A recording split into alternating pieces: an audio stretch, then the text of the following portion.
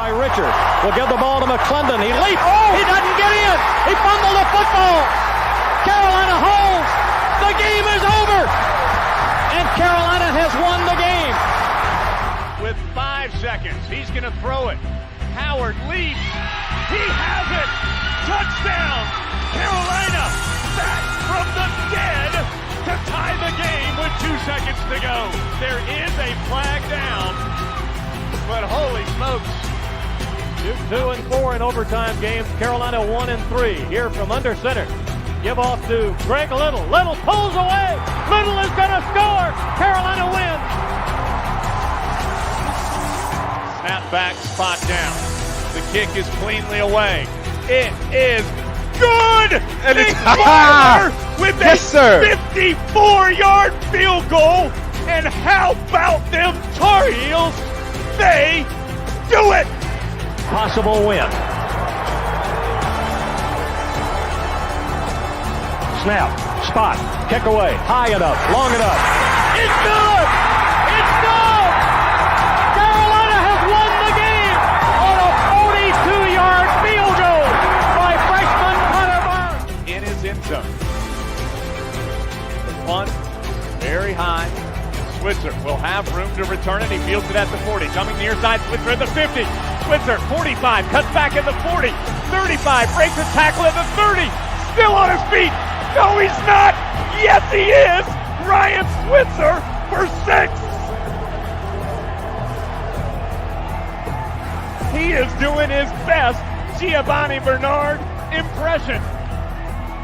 Ryan Switzer again. Bernard fields it at the 26. Heading to the far side. Gio at the 35. Gio, he's at the 50. No, he's not. Yes, he is. Gio is going to take it for a touchdown. Are you kidding me? What's going on, guys? Welcome into another edition of the Heel Tough Blog Podcast. It's your host, Anthony Pagnotta, here with you guys. As always, Josh Marlowe alongside of me here as we have officially hit game week, 4 days away from Carolina's first game of the 2024 season. One that going in, there are a lot of questions, but it should be a very exciting year to say the least. And it all gets rolling on Thursday night in Minneapolis as the Tar Heels take on Minnesota. And late last week on Friday, there was a revelation about the quarterback position. We're going to talk about that here tonight. There was an update on Amari Campbell. We'll give you the latest on him and his status for the first game of the season. A couple other notes that were released as well on Friday that are off the field things that we'll talk about. And we do have to give you our breakout candidates for this season.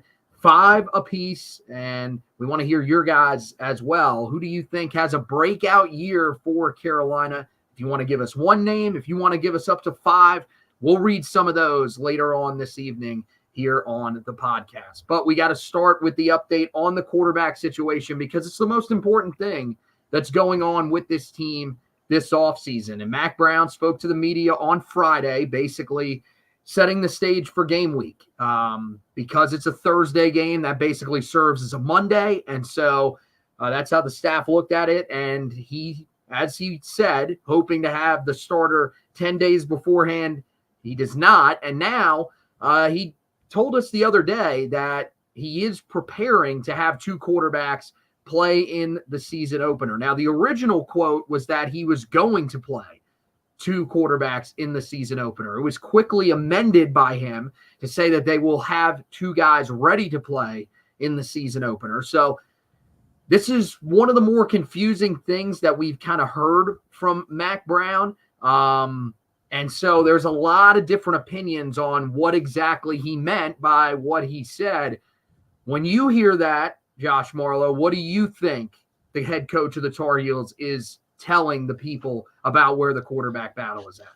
Yeah, you're going to see 2 quarterbacks on the field in some capacity Thursday night. I think that's the expectation. That's not the desired outcome. You have almost a month to prepare for your season opener. that's more than enough time to adequately evaluate your quarterback room.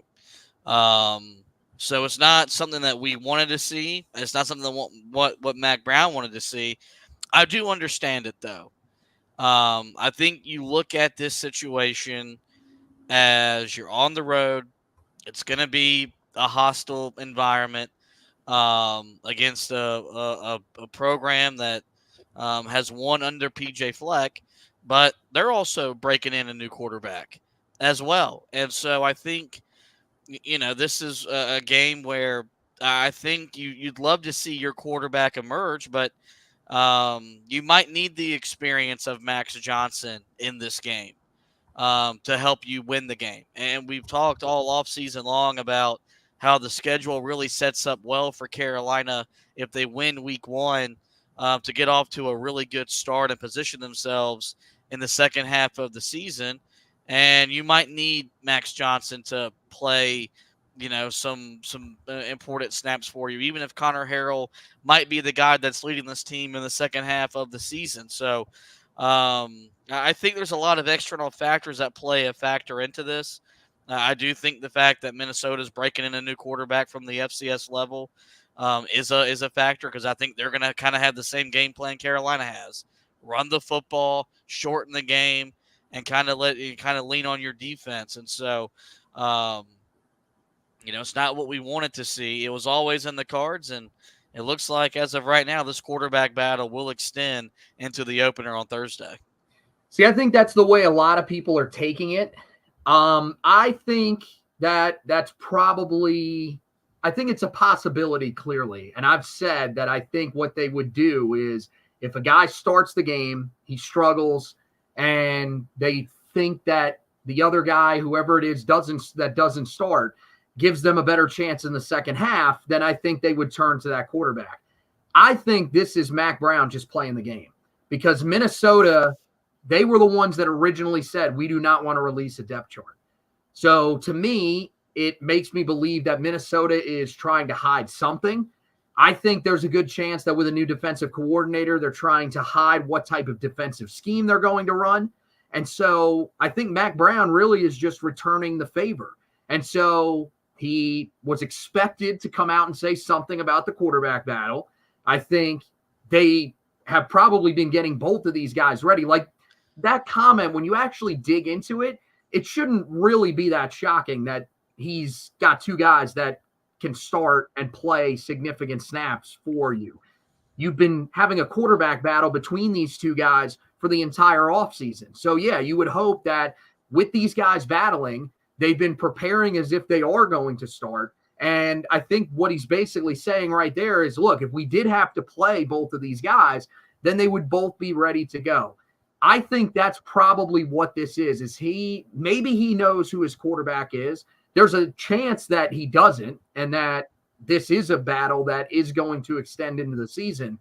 But I do think there's still a chance that he has the guy that he wants. He's planning on playing that guy the entire game. But if things do start sluggish, and if they're not able, like take, for example, what Florida State did in the first half of the game yesterday. If Carolina's offense is really just moving the football only because they're running the ball well, or maybe they're not moving the football at all because they can't throw the ball downfield, then I would believe, and I would think that if that's the case, it's probably Max Johnson, judging off of what we saw in the spring game, then he would turn to Connor Harrell, a guy that's got a bigger arm, that's looking to get the ball downfield a little bit more and be more explosive. I mean, do you think there's any possibility of that, or are you kind of tunneled in on you think this really means that they're going to kind of use something similar to what we saw maybe in 2014 when you had Marquise Williams and Mitch Trubisky going head-to-head in a quarterback battle, and they were literally switching on and off drive to drive? Yeah, I don't think this is Mack Brown playing the game, because he was very adamant about wanting to have his starter known 10 days out, have that starter do everything that the quarterback does the week of a game, meet with the media, and go through all of the hoopla that comes around being the starting quarterback at a Power 4 at a Power 4 school. So I don't think they know who their quarterback is, and I think this is going to carry over, obviously, into this game.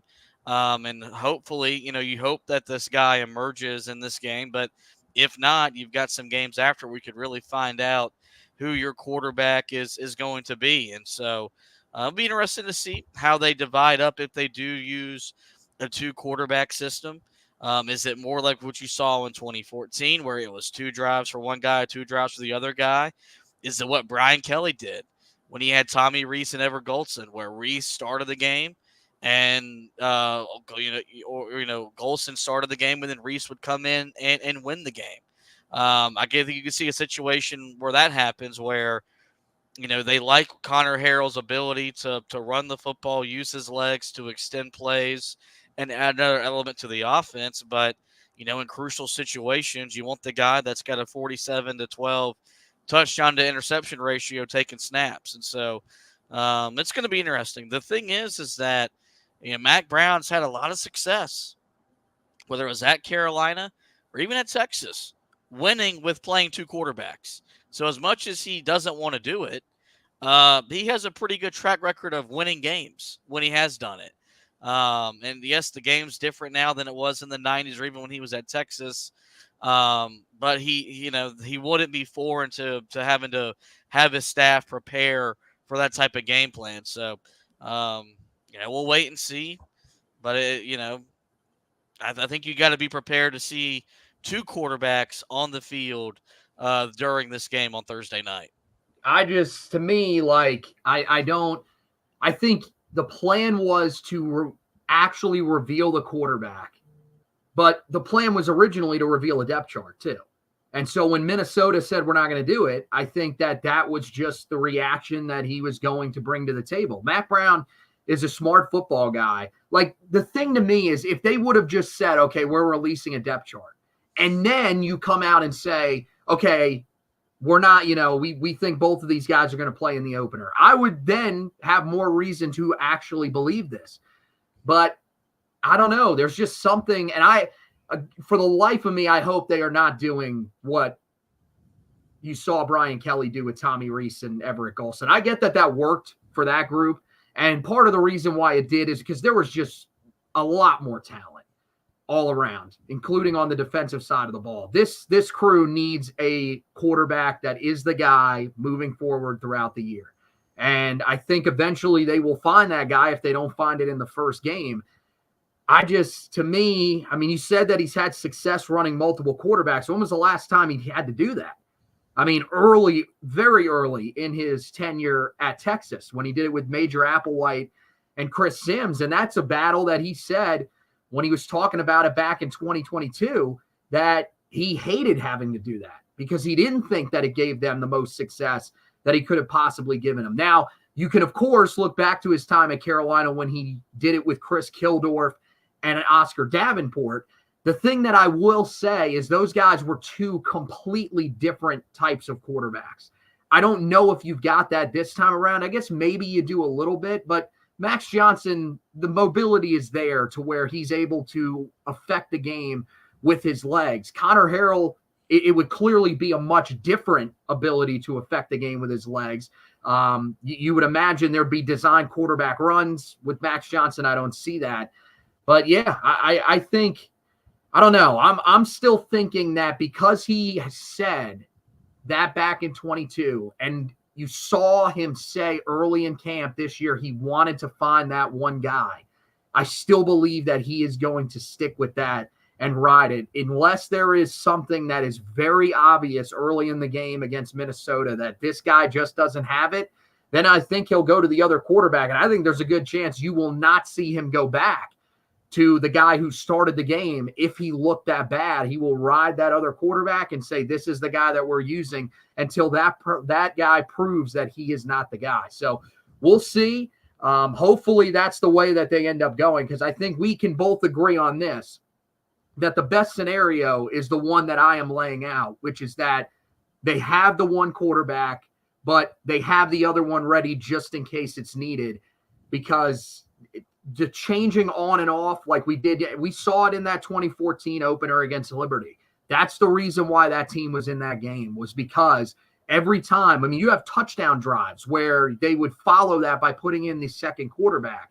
So Hopefully that's not what they end up doing this time around. All right, we move on. Let's talk about Amari Campbell just real quick. Not really going to spend much time on this, just that he returned to full speed in practice on Thursday. This was after he returned to practice with the cast earlier in the week. So I think Amari Campbell, it's looking like he is on track to play. I think when Tommy Thigpen was talking to the media, maybe things just weren't as known by him at that time.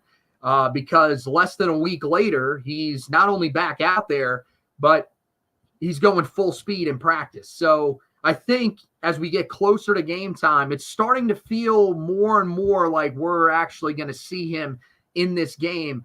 Now, how many snaps we'll see him, I think that's a question, but just having him is going to be huge for Carolina in this season opener against a really good running team in the Minnesota Golden Gophers. And look, we talked about how important a potential absence for him would have been. It doesn't look like that's going to be the case. And it looks like Power Echols will have his running mate at that linebacker spot. And, if Carolina's going to win this game, the linebackers are going to have to be a big reason why, making plays in the running game. And, we didn't see people step up the way we wanted to in his absence. Looks like that's not going to be a concern. And looks like he'll be full go for Thursday. And if that's the case, I think you feel a lot more confident about Carolina being able to hold up their end of the bargain defensively on the road in a hostile environment. Yeah, no, you definitely do. Now, there are some rumors that the Minnesota backfield is a little banged up. That'll be interesting to monitor as we get closer and closer to the game. But regardless, they're a team that you just feel like the way that their system is built, they will find guys that can run the ball. I mean, hell, last year, true freshman comes in, becomes their top running back. So I think Carolina's just got to be prepared. That's the main thing that Minnesota is going to want to do in this game. I think they definitely trust their starting quarterback, a guy that did it at a pretty high level at New Hampshire last season in the FCS. But I believe that that's the way they're going to want to set things up. And we saw it. We saw it yesterday that teams really want to establish, especially in week one games, they want to establish the run early on, get themselves comfortable, settle their quarterbacks in, and then allow that passing game to start opening up. So Carolina's got to be ready. Amari Campbell, who's a downhill linebacker, that's exactly what he brings to the table.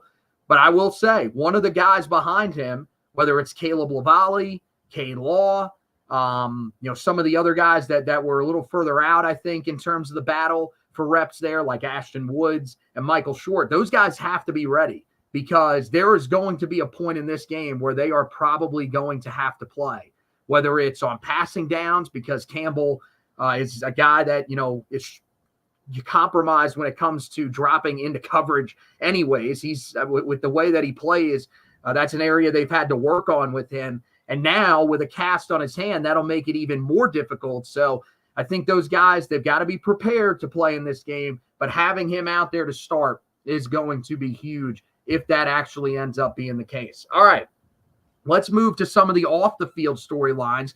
And that phrase, I hate it because it's turned into a phrase where it seems like we're talking about, negative stuff. Nah, this is positive stuff that we're talking about. And it starts with the helmet stickers returning for the first time since 1997 when Mack Brown was here the first time around.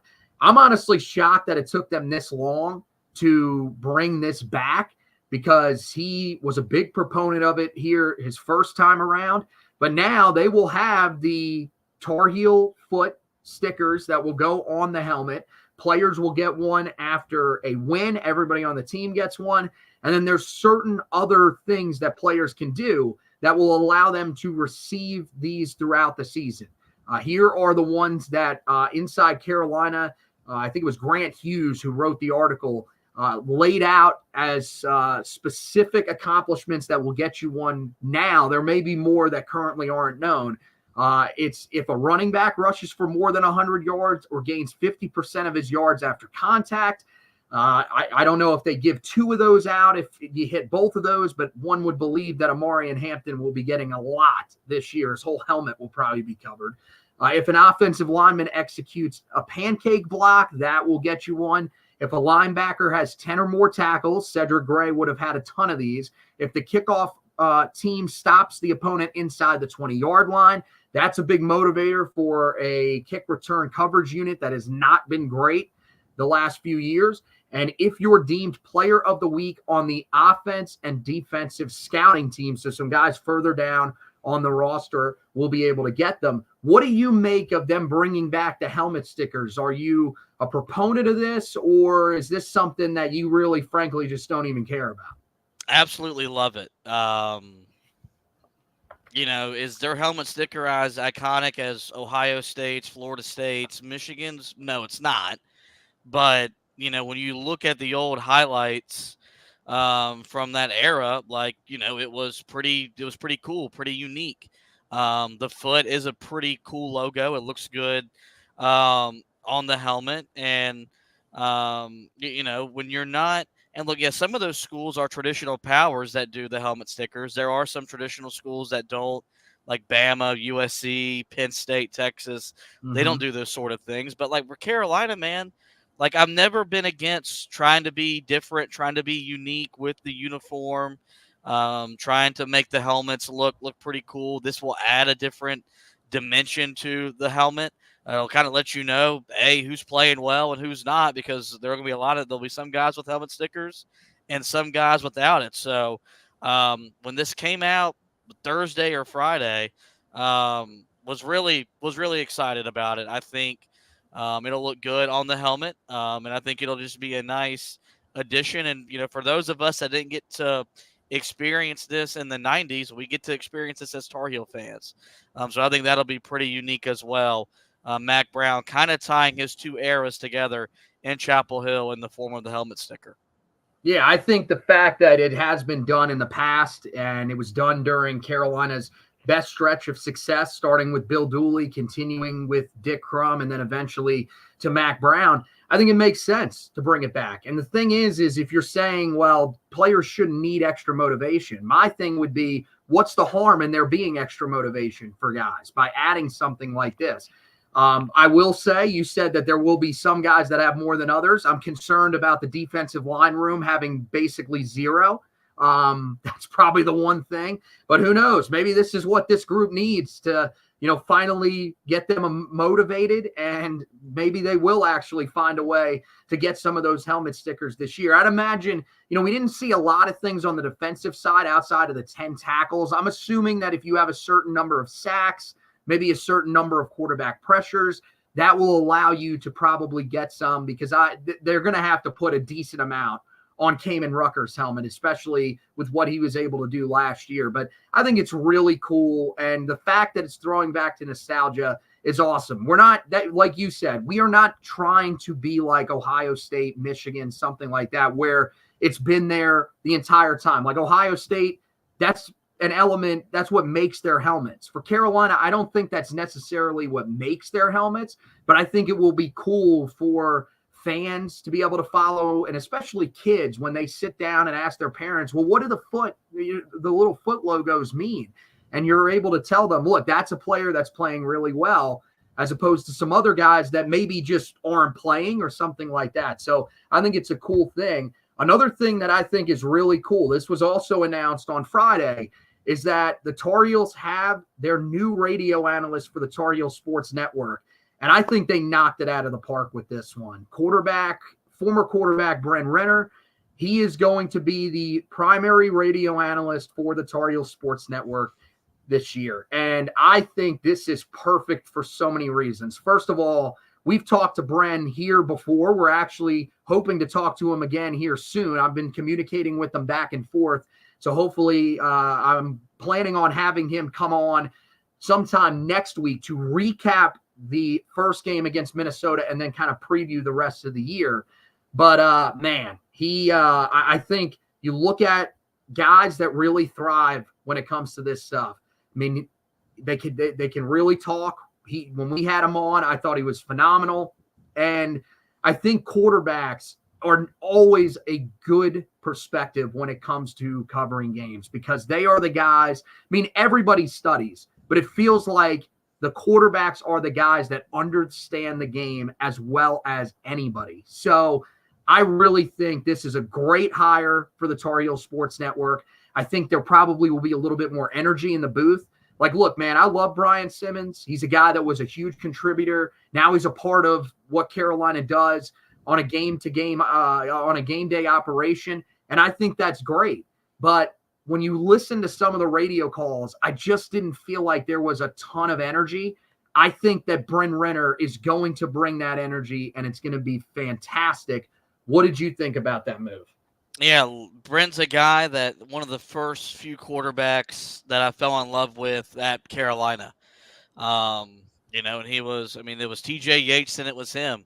The first two quarterbacks I extensively got to watch quarterback the heels. And now that he's going to be, on the radio, it kind of makes you feel old as a fan, kind of like this past year.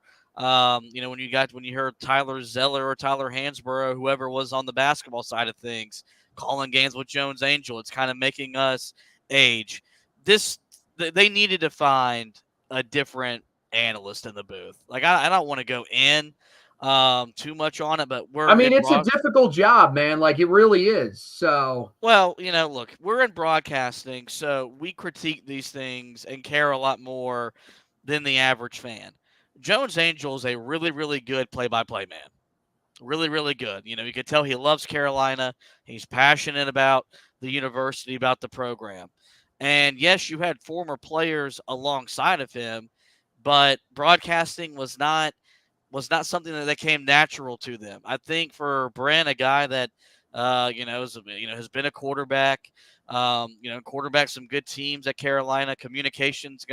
Talking is gonna come a lot easier, and talking with an energy and a passion is going to come a lot easier. And so I think, for those people that grew up, cutting down the TV and cutting on Woody Durham on the old Tar Heel Sports Network, it's probably been harder the last couple of years to do that because the radio broadcast hasn't been nowhere near as good as they were growing up. But I think this will be a good move for the Tar Heel Sports Network to elevate their broadcast up to the point to where you could justify cutting down the TV and listening to the radio because you have that technology to sync both up. So I think Bryn's going to knock it out of the park, and it'll be fun to see them two grow together as a duo in the booth. Yeah, I'm ready to hear what it sounds like and ready to talk to him again because that was one of the funnest interviews that we did here on this podcast. So I think that's going to be amazing. And he will start next Thursday. Him and Jones will be up there in Minneapolis calling that first game. All right, guys. Well, we've waited long enough. It's now time for one of our signature things that we do every single year here on the podcast and on the website. It's time for the breakout candidates here in 2024. Now, in the past, some of these have gone very, very well. Take, for example, last year, we both had Amari and Hampton being the guy that broke out in the backfield for Carolina. We nailed that. Other ones that have been successes in the past, I think both of us had Mack Brown at one time. That went pretty well. But then we've had some other ones that we have swung and missed on. Eugene Asante, although I will say he's playing pretty well in Auburn now. So I guess technically, I think that was you who had him. Technically, you were right. And then Christian Varner was one who I had at one time. That did not work out remotely. So now we've got 5 guys this year. And the way that I kind of do it is I go kind of most safe to most bold. And so I've got my list of 5. You got your list of 5. What do you say we go with your list of 5 first? We'll sort of conversate about it, and then we'll go with my list of 5. All right, so yeah, I'll get things started. My first one is maybe a kind of off-the-wall one and maybe not one that was expected. I went Joshua Harris. You've heard Mack Brown talk about him at different times throughout this camp and really talk about the leadership, the sense of urgency that he's brought to a defensive line group that frankly just needs it and needs someone to kind of show up and motivate from the outside looking in. And like I wrote in the article, I didn't say that he was going to have, 8 sacks, 12 tackles for loss, any of those types of things. But because I think his impact will kind of be like what Cormac Ryan was for Carolina basketball. Was there might be games where is he showing up in the stat sheet? No. But his impact is being felt. His leadership, his presence is being felt. And really making the game easier for your other guys on the defensive line that are more gifted and you need more from. Like, we know what Kamen Rucker's capable of, but could he make the game easier for a Desmond Evans? Could his leadership help get more out of a Jahvari Ritzie, a Travis Shaw, guys that have the ability, but they need to be more consistent? So this was more of like a kind of unique off-the-wall one where I wasn't looking at stats as the main reason why. But I think the thing about the portal is, you do get unique characters into your locker rooms that impact the team in more ways than one. And I think if this defensive line takes that next step, or takes a step, hell, it's not even taking the next step, it's taking a step. As much as Ted Monachino becoming that position coach is going to be a big part of it, I do think having, some new outside leadership and Joshua Harris will be a part of that as well. So that's where I went with him. The second one is a guy that I talk about a lot. Probably outside of Kamen Rucker and Power Eccles, my favorite player on the defensive side of the football, and that's Marcus Allen. Just a guy that I've talked about really the last 2.5 years as almost as if I've got a man crush on him. I've been impressed with what he's done, the durability that he's played with, despite, being undersized. And Mack Brown talked about his body and said that he's now got the body to go along with, everything that he's done. And he's been a productive member of Carolina's secondary. He's made plays on the football. He's stuck his head in the run game and made plays there. Yes, he's been beaten in some big spots. That's part of it too. But I think in this new defensive scheme where they're going to be more aggressive, he has the length and the ability, I think, to make plays on the ball in the passing game. I think this is going to be a guy that's going to benefit from having Elijah Huzzy back in his natural position. And I believe in his ability to be an all ACC caliber corner.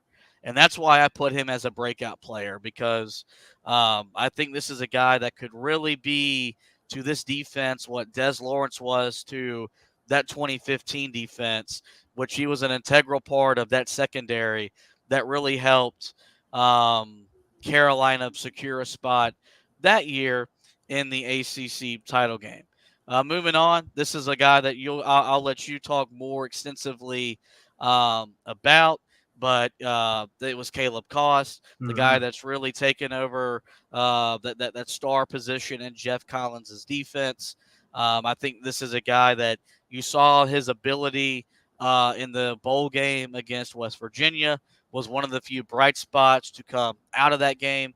I think he's a natural fit in this new defensive scheme. I think a guy that can be aggressive, play downhill, good tackler. I think he's going to be a guy that could really show up in a big way for Carolina as well. Moving over to the offensive side of the ball, don't know if he'll take the first snap at quarterback, but I do think when we settle on a quarterback spot, Connor Harrell is going to be this team's starting quarterback. I think his ability to run the football gives this offense that Marquise Williams type of dynamic. And I think this, we talked about it extensively last year. This is a run-first offense. The best way to take the pressure off Amarian Hampton is to find other guys that can make plays in the running game. I think Darwin Barlow is going to be a guy that makes plays for Carolina in the running game. We've heard Davian Goss be raved about as a true freshman coming in by Mack Brown. If Caleb Hood stays healthy, I think he can be a productive guy as well. But we saw Connor Harrell's legs show up in the bowl game and his ability to extend plays and turn something into nothing. Having more design runs, I think, will be a big part of this offense as well. And we know the arm strength is there. It's more about becoming more accurate. If these wide receivers create separation, I think this could be a guy that gives Carolina dynamic quarterback play Won't look like it did with Sam Howell. It won't look like with Drake May. But I do think as we exit October, he'll be the guy that we know is the quarterback for this season and the quarterback for the future.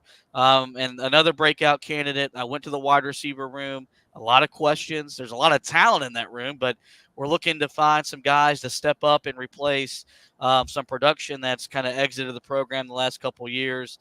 This guy was on your list as well.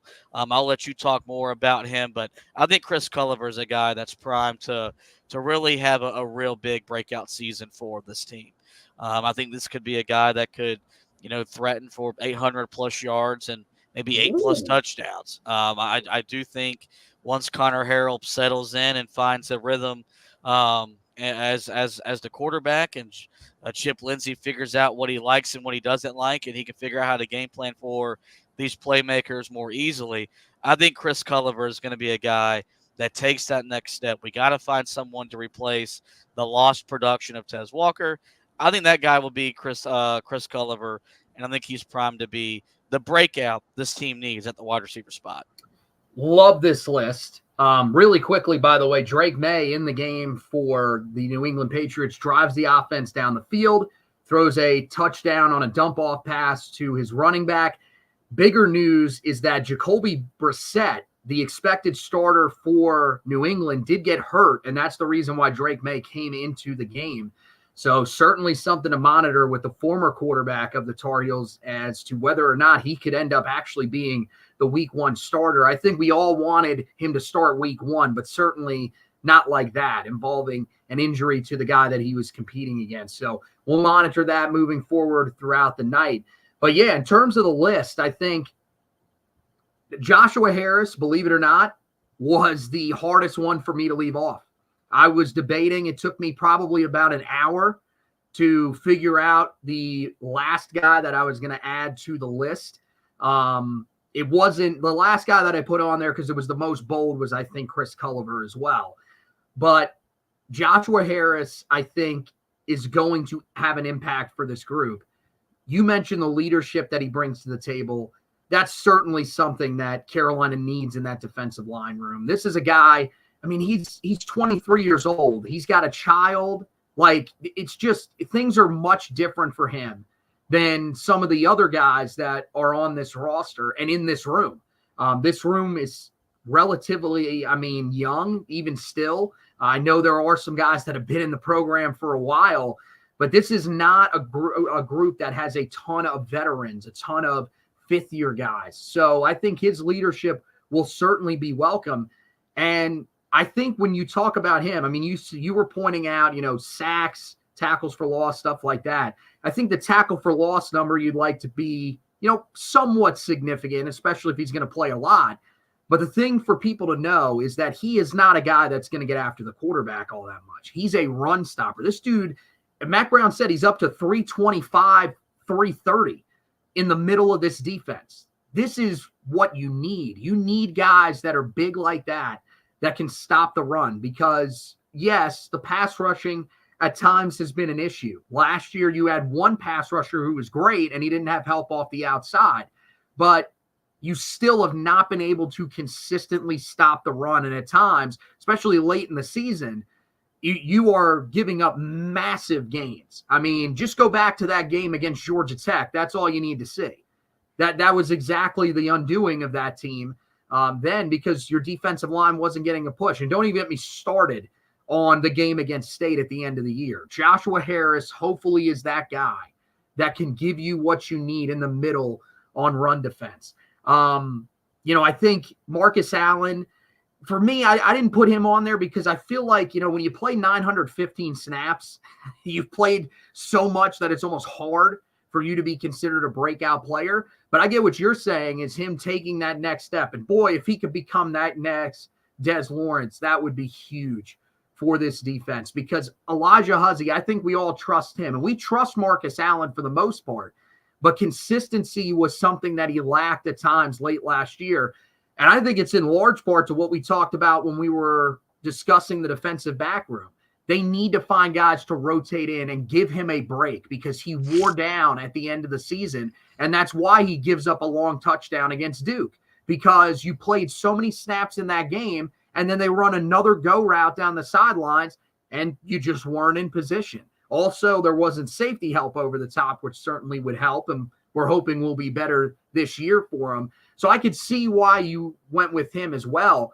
Connor Harrell, I got to tell you, I love the Stones to take a quarterback here. For me, I'm so confused as to which way they're leaning. It feels like Max Johnson is probably the guy that the staff likes the most right now because he does have that experience. And so I don't know if Max Johnson comes in and is solid enough. Who knows if Connor Harrell ever gets his opportunity. But when you brought up about him being an impact in the run game, we haven't had a guy that can run the football like this, that you can scheme up designed runs for, probably since Marquise Williams. You did it with Sam because Sam was just a freaking bulldozer, and half the time he would just turn any drop back into a running play because the offensive line was just so bad in front of him at times.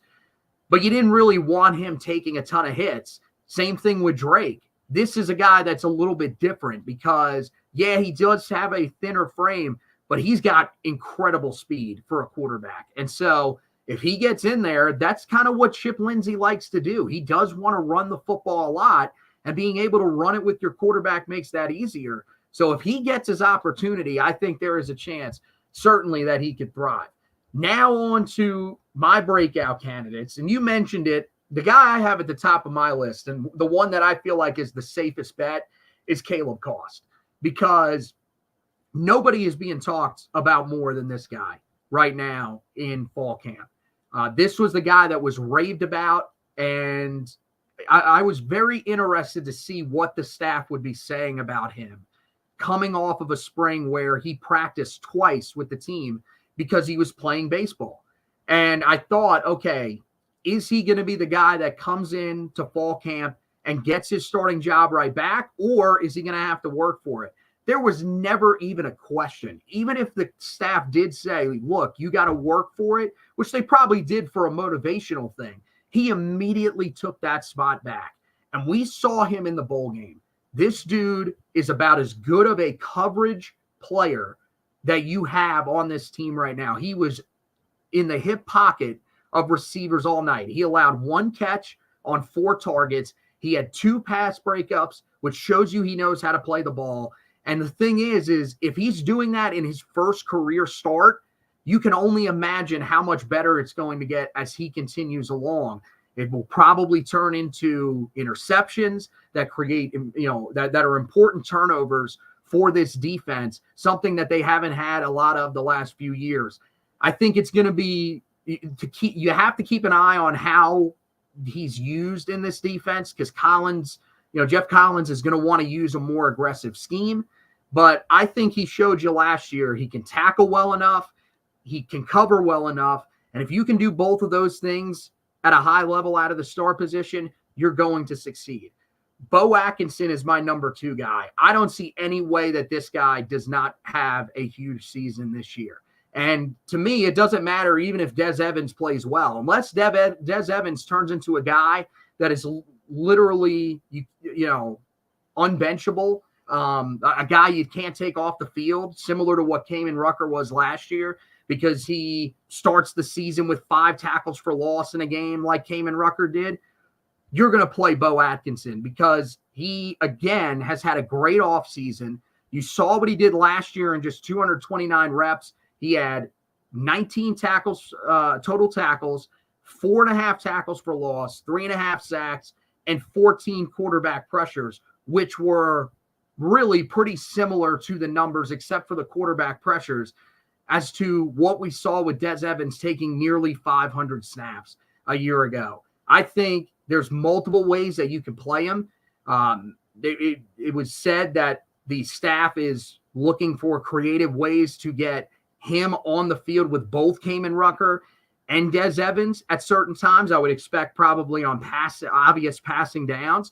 And so I think this dude is probably going to at least double the amount of snaps that he's played. And if he does, I think he's someone that could challenge to reach that 7-8 sack mark. and could be a force, maybe reach double-digit tackles for loss this year, which is something Carolina sorely needs opposite of Kamen Rucker. Number 3, I have John Copenhaver. Last year was supposed to be the year that he broke out, and he ends up breaking his hand on the first drive in that first game last year. He makes that remarkable one-handed grab in the season opener and went on to have a good year, caught 18 passes, 279 yards, and 4 touchdowns. But remember, the majority of the first month of the season, he was compromised. He was out there blocking and doing everything that he could because he didn't want to come off the field for Carolina, but he was unable to catch the football because he only had one hand. This year, it feels like if he can just stay healthy, he is set up to have a big season, especially if Max Johnson is the quarterback. Because, like I said, I wonder about his ability to throw the ball down the field consistently. That means you're going to see a lot of short and intermediate passes.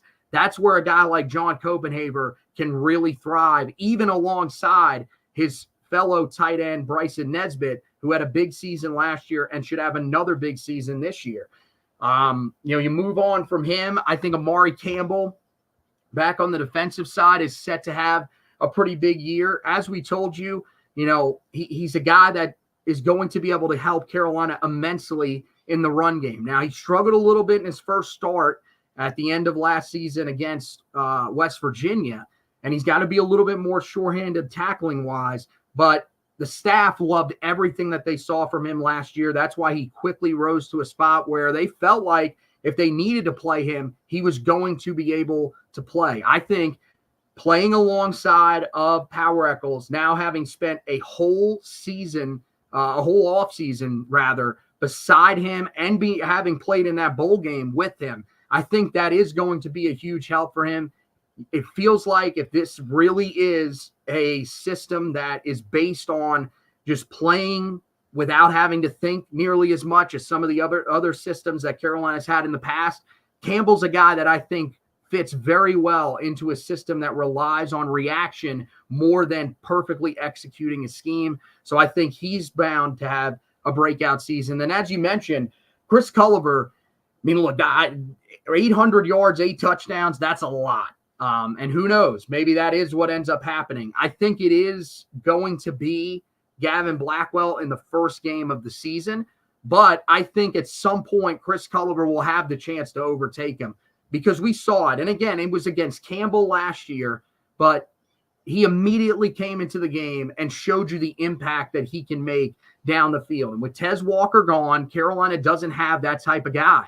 Gavin Blackwell tried to be that guy last year.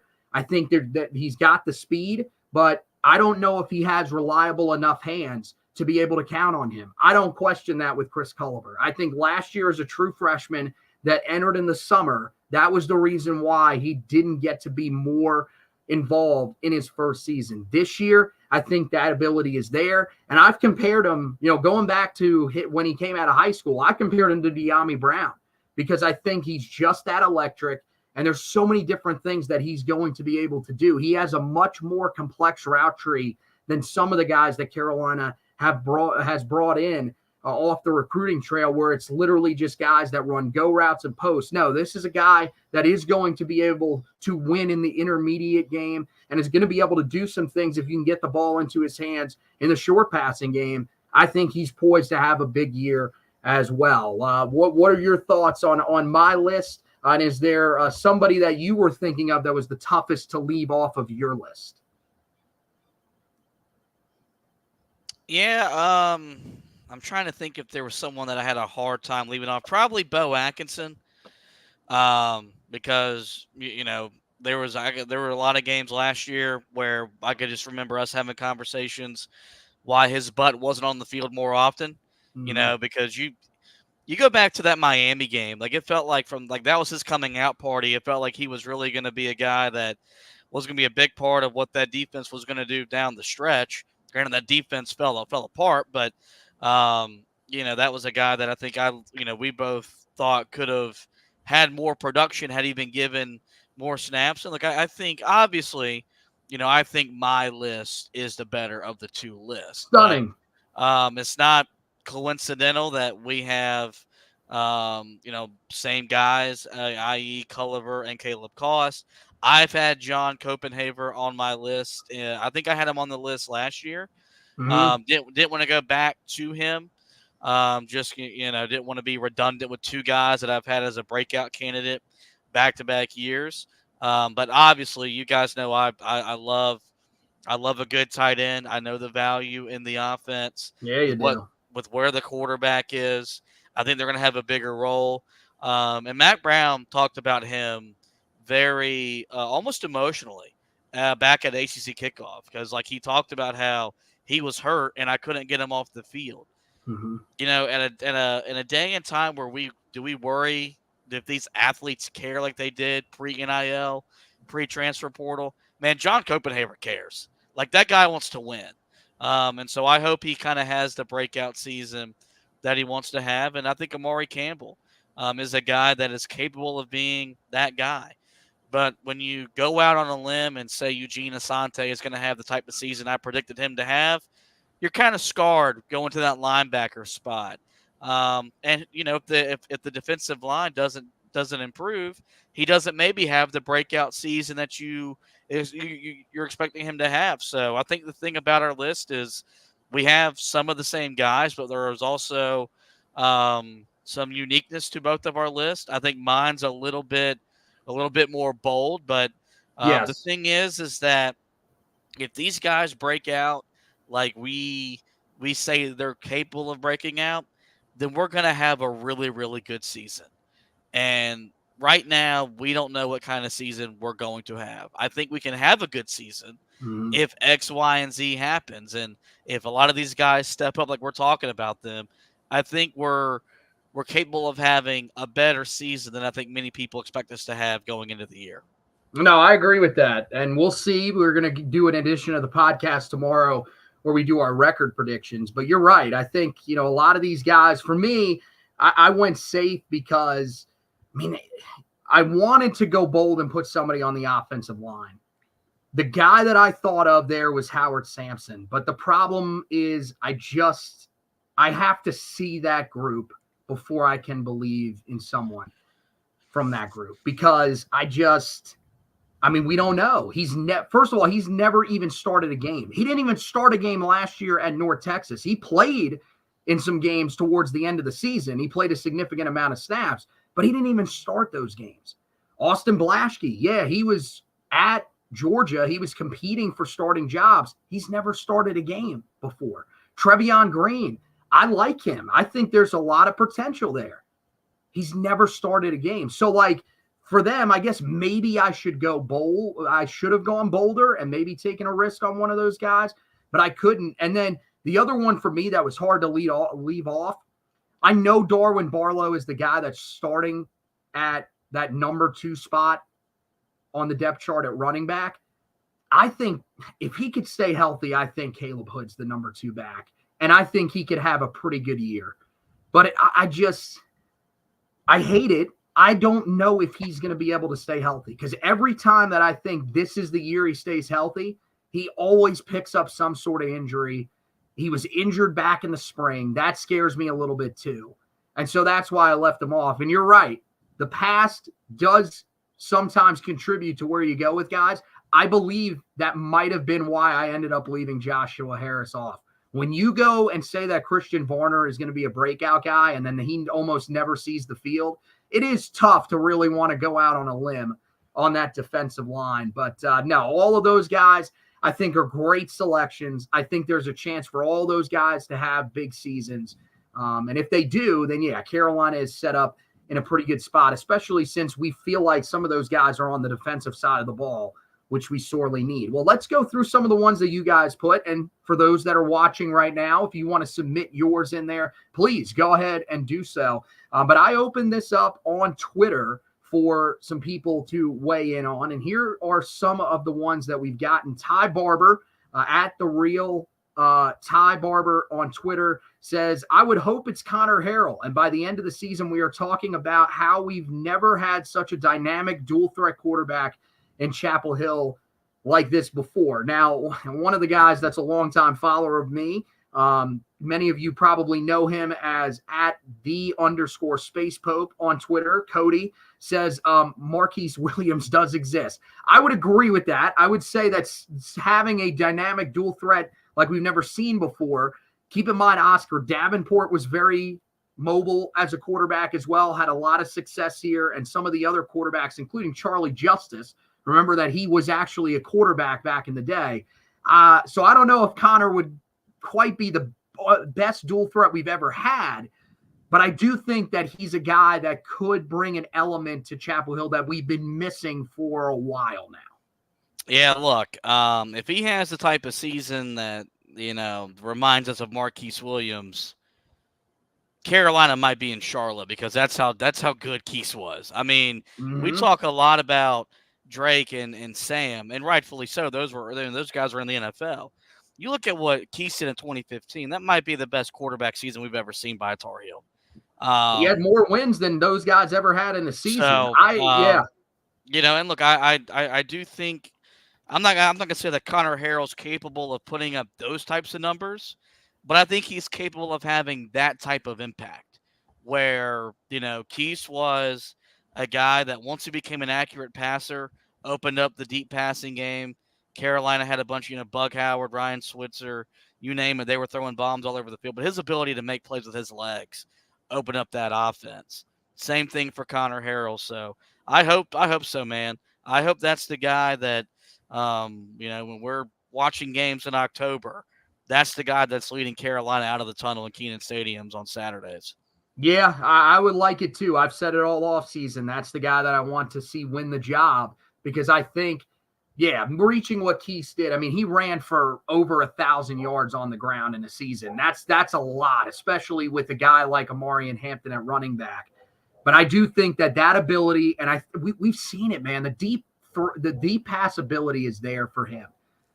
It scares me that they said they were working on accuracy with him, but when I saw him in the spring game, I said, this is the type of quarterback that Carolina wants running their offense because you want a guy that can drive that ball downfield and find those explosive plays, even if you are trying to, methodically move the ball at times this year, help your defense out. Occasionally, you're going to need a big play or two, and I feel like that's what Connor Harrell can bring. Another response on Twitter, @Tar Heel agrees with you. He says Marcus Allen has a breakout season this year. I think, And do you agree with me that if there is a little bit more of a rotation on the outside that sets him up to have more success because he won't be as worn out towards the end of the year? Yeah, look, there is a situation where less is more, where he plays, 750 snaps, but he's not as worn down. He's not missing tackles. He's finishing plays. So, and look, again, I believe in his talent. I also think having Elijah Huzzy as his natural spot is going to help him be able to win his matchups more often too. So, look, the reason I list him as a breakout candidate is because I think there's all ACC potential. And I think, if everyone does their job, I think Marcus Allen will be a guy that nationally won't get talked about enough. But those of us that watch this conference week in, week out, know that he's one of the better corners this league has to offer. All right, @2 Growls, the number 2 Growls, 1 the number Roar. That great podcast, by the way. If you are a Panthers fan, you can check that out. He sends it in as J.J. Jones on the offensive side of the ball and Bo Atkinson defensively. We agree with you wholeheartedly about Bo Atkinson. Now with J.J. Jones, I guess maybe if you think he's going to be a 1,000-yard receiver, he led the team in receiving last year. So to me, that would be the only thing where I think he's almost kind of already broken out, and that's why I wouldn't put him on there. Yeah, I think, you look at him, maybe as a guy that has a special season, 1,000 yards receiving, double-digit touchdowns, because he's emerged as a leader for this team. He's a really fun guy. I know the video department uses him in a lot of fun, activities. He was at Media Day interviewing our own guys in the media room. So, when you lead the team in receiving the previous year, it's hard to say that guy is a breakout guy. But if he goes up and puts up, I don't know, 60-plus catches, 1,000-plus yards, and double-digit touchdowns, then I guess that would qualify for a breakout season for a guy who hasn't put up those types of numbers in his time in Chapel Hill. Yeah, and I'd sign up for that. And I got to tell you, I don't think it is completely out of the realm of possibility, because we saw him in that bowl game, and he looked really good as the team's number one wide receiver. But we'll have to see. Last chance for you guys that are watching. If you have some, send them in right now, because I'm going to read the last one off of Twitter right here. At UNC_and_CFB sends in Bo Atkinson, which we agree. Caleb Cost, certainly agree. And then he has Gavin Blackwell and another very interesting one in Jacoby Cowan. When it comes to Blackwell, I don't think it's the craziest thing. He's getting another chance likely to start this year. As we said, he did a good job getting open at times last year. But I don't know if I trust the hands for him. I think that it is certainly possible, though, he could be the guy. I like Chris Culliver and his upside a little bit more. And then with Jacoby Cowan, I think the concern with him is that if you have Bo Atkinson breaking out, the staff really loves what they've seen from Des Evans. I don't think that they're going to completely remove him from the defense. And then Kamen Rucker is still there. I don't know if there's going to be enough snaps out there for Jacoby Cowan to actually play a huge role this year for Carolina. Yeah, look, that's definitely a bold prediction, but maybe he overtakes Des Evans. Maybe the staff gets tired of him not living up to the talent. And this guy shows up, produces, is a guy that benefits from a Joshua Harris showing up and bringing a sense of urgency to that defensive line room. And for Gavin Blackwell, talent's not the issue. It's just, we got to see the talent translate onto the field. And sometimes it takes a while. We thought it was going to be natural because he was joining his high school, his high school teammate at the college level because he played with Sam Howell at Sun Valley. This hasn't happened for whatever reason. A lot of it is because Carolina's had some really daggum good wide receivers. Definitely. That he's kind of just been buried on the depth chart. But, he's older. He's seasoned another year in this offense. Maybe builds a better rapport with these quarterbacks than he's had in the past and has the type of season that helps Carolina's offense kind of be as explosive as it's been since Mack Brown came back. So there you go, guys. There's the breakout candidates. We love that you sent those in. All of them, even if we think that it's a difficult path, they're all great predictions. And I love when people go bold with them as well. Well, look, we want you to go bold with the predictions for our record predictions podcast tomorrow. Send us in what you guys think Carolina goes this year. You can run through, you can send us the, famous win-loss, win. If you really want to, you can always send that in to us. That's cool. Or if you just want to send us the record, we will read that out tomorrow, just like we did here when we go through our official predictions for Carolina's schedule this year. So this is a packed week, guys. I just told you we're doing that one tomorrow. And then Tuesday, we're going to come back and preview the game against Minnesota because we want you to have time to catch that episode and be as prepared as possible for that game against the Golden Gophers. We'll be doing it 3 straight days of podcast. It almost reminds us of basketball season, but it's going to be a lot of fun. So make sure that you are locked in, whether it's on the Heel Tough Blog Facebook page, the Heel Tough Blog YouTube page, or if you're someone that's listening to the podcast, make sure that you're subscribed on all of the major podcasting platforms so you don't miss any editions of the podcast. Right now, we encourage you, head over to the website, HeelToughBlog.com. A bunch of great stuff going on there. If you want to read a little more in depth about the breakout candidates, we do have that article up there, a little bit more about the quarterbacks and what I think is the reason that Mack Brown came out and said what he said. Go check that out. And then, of course, we do have a ton of scouting reports up there for you guys from this weekend. Unfortunately, today didn't get to watch Marshall Pritchett live. I'm going to go back actually after we're finished here, watch that and write up that scouting report for him. And that'll complete what was just a massive weekend of just great high school football and a great look at so many of the Tar Heels' top targets in the 2026 class.